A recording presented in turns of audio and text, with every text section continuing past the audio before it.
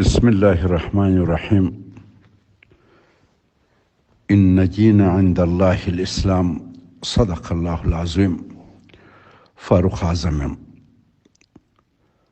السلام عليكم ورحمة الله وبركاته. د اسلامي نظام مقاصد. تیر دوشنبه اومه جندي 1401 شمسي هجري کال له یو لري ولایت څخه یو محترم مولوي صاحب چې شلوه مدرسه لري او زما شناخته دی د یو پیغام له لارې پوښتنه راڅخه کړې ده چې مخلص مجاهدین ورته ورځي او ورته وایي چې موږ 20 کاله د شریعت د تطبیق لپاره جهاد کاوه، اوس شریعت یعنی حدود او قصاص نه تطبیق کیږي، او بل دا چې په امارت کې اوس هم د پخواني رژیم رشوتخور مامورین سته او رشوت خوري. وینو چې زموږ مجاهدین کرام هم کرار د غسر پر رشوت مخته کیږي او رشوتونه اخلي. دا شان چې وینو نو وایو چې ځانونه له امارته ګوښه کوښه دي، څنګه چې مو غوښته هغسې ونه سوه، هسې نه چې اکړی جهاد مو خراب سي. بهتره دا ده چې پر کور وکښینو او همکاري نور د امارات سره ونه کړو. همداراز څو ورځې دمخه تر دغه پیغام په رسنیو کې پراخه اعلانونه وسوه چې ټول خلک باید خبر وي چې په دومه د لیندۍ همدغه کال 1401 شمسي په لوګر کې شریعت تطبیق کیږي، مجرمینو ته شدید سزا ورکول کیږي. همداسې وسوه. د امارت ځینو مخلصو منصبینو یو بل ته مبارکي ورکول چې الحمدلله شریعت تطبیق شو. دغو دوو واقعو زه وهڅولم چې دغه پیغام نشر کړم څو هغه ابهام او تر یو حده غلط فهمي لرې سي د کوم سره چې بعضې مجاهدین کرام مخ دي. ټول باید پوه سو چې د شریعت خورای محمدي صلی الله علیه وسلم مقصد قصاص لاس و پښې پرې کول نه دي. اسلام د لاس و پښو پرې کېدو دپاره نه دی راغلی. دا په خاصو حالاتو کې د نظام حفاظتي تدابیر دي. په اسلام کې شرعي مقاصد 5 دي. اول د جن ساتل، دا د شرعي مقاصدو څخه یو مهم رکن دی. د مسلمان من حیث فرد دنده ده او د اسلامي حکومت من حیث حکمي شخصیت چې د ټول ملت مسؤلیت یې ورپه غاړه دی او راع دی. کلکم مسؤول عن رعیته. وظیفه ده د حکومت چې داسې فضا او ماحول له جوړوي چې نه یوازې دین ته به ضرر نه رسیږي بلکې د هغه د مخته بیولو او غوړېدو لپاره به کار کوي. دوستانو، دین د عقایدو، عباداتو، معاملاتو او د هغو احکامو له مجموعې څخه عبارت دی چې الله سبحانه وتعالی د انسانانو رابطه د خپل رب سره او د انسانانو خپل منځي اړیکې تشریح کړي دي. دلته 2 رابطې مطرح دي: د الله جل شانو سره د مسلمان ښه رابطه او دوهم د مسلمانانو په خپلو منځو کې ښې اړیکې. د الله جل شانو سره ښه رابطه د دیني علومو په زده کړه او عملي کولو او د انسانانو ترمنځ ښې اړیکې د دنیوي علومو په زده کړه او عملي کولو کېږي. دا دواړه دیني او دنیوي علوم زده کول او عملي کول د شرعي مقاصدو د حصول لپاره ضروري او فرض دي. پر افرادو د دیني علومو ځینې برخې زده کول فرض عین دي او ځینې بیا فرض کفایي دي.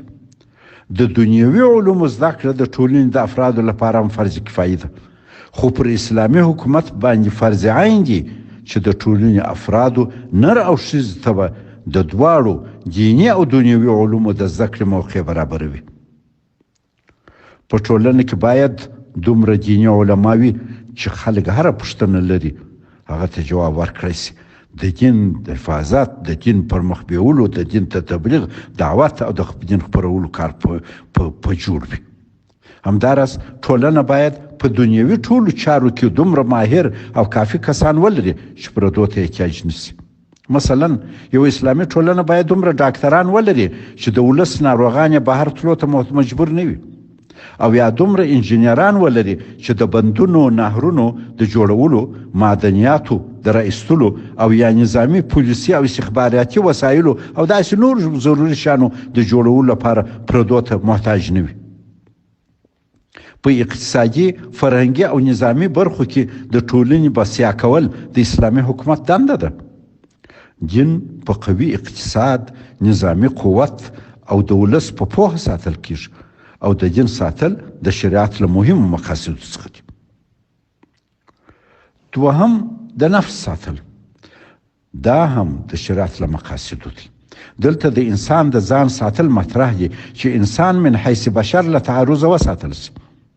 قصاص د همدې دپاره دی چې د نفس حفاظت وسي، هغه ته ضرر ونه رسیږي، ځکه الله پاک فرمایي چې په قصاص کې حیات دی. ولکم فی قصاص حیات یا اولی الالباب. د نفس ساتل په دې معنی نه دي چې یو څوک به اسې مړ ژوند او مازې سا پکښې چلیږي. تعرض باید دفع سي، هغه که د یو بل انسان لخوا وي، که د مرض او یا کوم آفت لخوا وي. انسان د سالم او تندرست ژوند حق لري. انسان د سالم او تندرست ژوند حق لري. د بشر د نفس ساتل په ښه امنیت، ښه خوراک، څښاک، لباس، کور، صحت، تعلیم او داسې نورو چارو په سمبالښت اړه لري. د هغو ټولو علومو حصول چې انسان په ساتل کیږي ضروري او شرعي امر دی. دریم د عقل ساتل. د عقل سالم ساتل له شرعي مقاصدو څخه دی. نو ځکه په اسلام کې د نشي شیانو استعمال چې عقل زایلوي حرام دی. په علم، هنر، پوهه او حکمت د عقل تقویه او له خراب چاپیریال فشار څخه د عقل ساتل د مسلمانانو لپاره یو شرعي امر دی.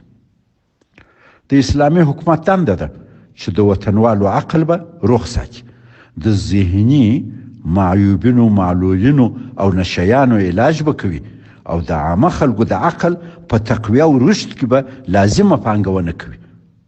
د علماو اتفاق پر دغه دی چې د عقل د سم ساتلو مؤثره لار علم او پوهه حاصلول دي. څلورم د نسل او عزت ساتل. دا هم د شرعي مقاصدو څخه دی. ومن آیاته ان خلق لكم من انفسكم ازواجا لتسكنوا اليها وجعل بينكم موده ورحمه ان في ذلك لآيات لقوم يتفكرون. صدق الله العظیم. په شرعي ازدواج او د کورنۍ په جوړېدو کې د نر او ښځې سکون دی، موده ده او رحمت دی. د اولاد زیږول قرة العین دی او ښه روزل چې د ټولنې ګټوره عناصرو څخه جوړیږي هم له شرعي امورو څخه دي. د زنا حد د دې دپاره دی چې نسل یا د ازدواج اړیکې سالمې او کورنۍ محفوظې پاتې سي او د خلکو عزت خوندي سي. د مسلمان د عزت ساتل له شرعي مقاصدو څخه دی. نو ځکه د زنا د قصاص لپاره 4 نارینه شهیدان پکار دي. دلته د یو انسان عزت مطرح دی. په نورو موضوعاتو کې 2 شهیدان کافي دي، خو د زنا په مسله کې به حتما 4 نارینه شهیدان وي. پر نامحرمه نر او ښځې چې په یوه کوټه کې په یوه بړستن تر یوه بړستن لاندې لږ سره پراته وي، ولو 4 کسان یې وویني، د زنا حد نه جاري کیږي، بلکې هغه وخت دوی مجرم دي چې 4 سره شاهدي ادا کړي چې نامحرم سړی او ښځه د زنا په حالت کې داسې لکه سلایي په رنجرنه کې لیدلي دي. عملا دغسې حالت تقریبا ناممکن دی. اسلام تر وسه کوښښ کوي چې څوک مړه نه سي، مګر هیڅ چاره نه وي. د ناحق تهمت یا حد قذف سزا د همدې دپاره ده چې څوک پر یو شریف نر یا ښځه د بد اخلاقۍ او بېعزتۍ بېځایه تور ونه لګوي. تصور وکړئ که پر یوې ښځې یا نارینه تور و چې زنا یې کړې ده، له 4 3 شهیدان تېر سوه، له 4 کسانو 3 شهیدان تېر سوه او د زنا د شهادت هغه ټول شرعي باریک حالات یې بیان کړه، خو 4م کس پیدا نه سو چې شهیدي ادا کړي. قاضي به همغه 3 کسانو شهیدانو ته چې حاضر سوي دي سزا ورکوي، په درو به وهي چې د یو مسلمان پر سپینه لمن یې ولې تور داغ ایښی دی. ګورئ، په اسلامي حکومت کې قاضي په خپل علم په ډېرو مسایلو کې فیصله کولی سي، خو د زنا په مسله کې چې د انسان شرمول او یا مرګ مطرح دی، قاضي په خپل علم فیصله نسي کولی ولو ورته بالکل ثابت هم وي. یا به د زاني او زانیه په خپله خوښه مقرر اقرار وي چې دوی دا کار کړی دی، او یا به 4 شاهدان په هغه ډول او کیف کان چې بیان سو پیدا کیږي، چې دا تقریبا عملی نه ده. قاضي باید کوشش وکړي چې د قصاص او د حدود له تطبیق کېدو څخه تر خپله وسه د خروج شرعي لارې پیدا کړي. د حضرت عمر رضی الله تعالی عنه په وخت کې وچکالي وه، غریبي وه، لکه اوس چې هرې نانوایي ته 20 فقیره ولاړ دي. هغه مبارک په هغه کال د غلا حد معطل کړي. که امام په خطا کې یو مجرم عفو کوي، دا خطا تر هغه ډیره ښه ده چې پر یو بېګناه حد جاري سي. عرض کوم دوستانو، نه یوازې موږ باید قصاص او حدود د شریعت له مقاصدو ونه بولو، بلکې د حدود تطبیق ته خوشحالي ونه کړو. دا د مبارکۍ او زیر خبره خو نه ده، دا د وچ مجبوریت خبره ده چې د خپل ورور لاس ور پرې کوو. سزا تطبیق کول اخرنی شانس دی چې بله هیڅ چاره نه وي. یو طبیب ته د سرطان ناروغ پروت دی چې پښه یې خوږ ده. طبیب خپل ټول توان کوي چې د ناروغ پښه جوړه سي. ډاکټر د ناروغ پښه هغه وخت قطع کوي چې د جوړېدو یې هیڅ چانس نه وي، 1% نه چې 0.5% هم نه وي. او برعکس که پښه پاتې سي، مرض نور بدن ته سرایت کوي او ټول بدن له منځه وړي. کله چې ډاکټر د ناروغ د پښې د پرې کېدو فیصله وکړي، هیڅوک د ناروغ خپلوانو ته نه وایي چې سبا راسي شیریني راوړي چې ستاسې د ورور یا زوی پښه پرې کوو. او یا سبا چې بیا پښه یې ور پرې کړي، ډاکټر ورته ووایي چې مبارک مو سه. نه، دا کار څوک نه کوي. ډاکټر خفه وي او خپلوانو ته یې وایي چې هیڅ چاره نه وه، ما خپل ټول بندګي کوشش وکړي خو چاره نه وه. د نور بدن د ساتلو دپاره دغسې یو کار اړین و. اوس هم دوستانو، قصاص او حدود د اسلام له مقاصدو نه دي، دا یو مجبوریت دی چې د مقاصدو د حفاظت لپاره په نظر کې نیول سوي دي. 5 د مال ساتل. د مال ساتل هم د شریعت له مقاصدو دي. د حلال رزق او مال ګټل، ځان او عیال ته یوه ابرومنده زندگی جوړول پر شریعت برابر کارونه دي. د چا مال ته ضرر رسول ناجایز دي. نو ځکه د بل د مال غلا، په معاملات کې غش، په دنده کې خیانت او حتی خپل مال بې ځایه لګول ناروا او قابل سزا دي. والسارق والسارقة فاقطعوا أيديهما جزاء بما كسبا نكالا من الله والله عزيز حكيم. صدق الله العظيم. څرنګه چې د حلال رزق ګټل د شریعت په حکم عبادت دی، د علم زده کول هم عبادت دی. د اسلامي حکومت دنده ده چې خلکو ته به د یو ابرومند ژوند د تأمین لپاره د معیشت علوم ورښیي، کسب و هنر به ورزده کوي، زمینه به ورته مساعدي. دوستانو، اوس چې یو ذهبي و طلایي فرصت میسر دی، اسلامي امارت قایم دی، فرد، ټولنه او امارت ټول دنده لري چې پورته 5 د شریعت مقاصدو ته شپه ورځ کار وکړي. خلک باید د الله پاک شکر ادا کړي. او مهم شکر دا دی چې موږ الحمدلله مسلمانان یو، اسلامي نظام لرو او وطن مو مالک پیدا کړي. د شکر عملی بڼه دا ده چې دا نظام ټینګ کړو. په توره یو ولس ازادي ترلاسه کولی سي او په قلم بیا ساتل کیږي. توره او قلم یو ملت ته دواړه ډیر ضرور او لازم او ملزوم دي. دا دواړه باید حتما وي. خو که توره او قلم څنګ پر څنګ سره ودروي، نو د تورې سر و قلم ته خم دی.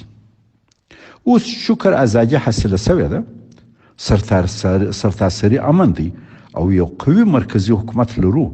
د دې وخت دی چې زموږ نر او ښځه شپه او ورځ د تورې او قلم د حصول او ساتلو علوم زده کړي. خصوصا اوس چې د علماء کرام حکومت دی، باید علومو ته تر بل هر وخت ډیره توجه وسي او بیا داسې ونسي چې کوم بهرنی طاقت پر موږ بیا د پسو خیال وکړي، د بې علمو جاهلانو خیال وکړي، د فکر وکړي چې دا اسانه خوړه کیږي. موږ باید خپلې خېټې په خپله مړې کړو او نور مو باید بیا کوم هیواد د یو کپ شوتلې په امید مسلخ ته بونسي. پردو ته د مرستې سترګې کږې کول د مسلمان د شان سر نه ښایي. متاسفانه پر موږ اکثر همدا ذلیل ژوند تیر سوی دی، اوس هم تیریږي. موږ باید دا وطن په خپلو پښو ودرو، د پردو له احتیاج او تاړاکونو اخلاص کو، د نړیوالې ټولنې او قابل احترام غړی کو او په نړیوالو قضایاو کې مطرح عنصر سو. موږ په نظامي لحاظ باید دومره قوي یو چې د دښمنانو سترګې راڅه وسوځي. موږ باید د اقتصاد له نګاه دومره مضبوط یو چې خیر مو نورو ته ورسیږي. دا ټول هغه وخت کېدای شي چې موږ ټول نر او ښځه د شریعت په مقاصد ځان پوه کو او بیا هغه عملي کو. خو د شریعت په مقاصد هغه وخت پوه کېدای شو چې علم حاصل کو. زه پر علم ډېر اصرار کوم. که غواړو دین او دنیا مو دواړه ښایسته وي او په دارینو کې په عزت یو، علم ته باید مخ کو. علم د الله عز وجل بې بدیله نعمت دی. ان استطعتم ان تنفذوا من اقطار السماوات والارض فانفذوا لا تنفذون الا بسلطان. صدق الله العظیم. تاسې وګورئ په ټوله دنیا کې عالم عزت لري. دا ولې؟ د علم په سبب. هغه څوک پر دنیا حکومت کوي چې علم لري. پیغمبر علیه السلام عالم خپل وارث ګڼلی دی. که غواړو موږ ټول د ان حضرت صلی الله علیه وسلم رښتوني پیروان او وارثان یو، علم باید حاصل کو. که موږ ټول نر او ښځه عالمان سو، موږ به څونه خوشبخت یو. راسئ له خپل تاریخ او اوسنۍ زار او دربدره حالته د هوښیارو انسانانو په توګه درس واخلو. د وطن د یو سپین ږیري پایس عذر درته کوم، پر خپلو ځانو او اولادو رحم وکړئ، زړه باندې وسوځوئ. له خپلو اولادو پسونه مه جوړوئ. خپل ورور، خور، اولاد او ولس په خپل لاس مه ړندوئ. د علم له بینایي مه محروموئ او د پردو لاس ته مه محتاجوئ. هغه خلک به په شرعي مقاصدو څه پوه سي چې بې سواده خپل منځ یې نه دی زده. راسئ د لوړو اهدافو لپاره تر ډېر کوچنیو مسایلو تیر سو. موږ ته یو لوی رسالت په غاړه دی او ذهبي فرصت هم راته میسر دی. ټول اسلامي دنیا راته په انتظار ده. دا لوی رسالت په تنګ نظرۍ، سختګیرۍ او په کلیوال منحت ذهن چې اوس موږ پر ځینو حاکم دی، دا نه کیږي. راسئ دا اوس یو فرصت دی په لاس راغلی دی، په خپل لاس دغه فرصت او دغه حالت په بدبختۍ بدل نکړو. په خپل لاس داسې یو حالت پر ځانو راونولو چې بیا ټول ارمان کوو. که په ځان کې مثبت تغییر رانولو، د اسلام د روح په ساتلو، د 21مې پیړۍ سره ځانونه عیار نه کړو، یقینا دا فرصت به حتما بایلو. راسئ خپل کړېدلي ولس ته عملي زیری ورکړو چې ستاسې نن تر پرون ښه دی او سبا به مو تر نن انشاءالله ښه وي. وما ذلك على الله بعزيز. والسلام عليكم ورحمة الله وبركاته.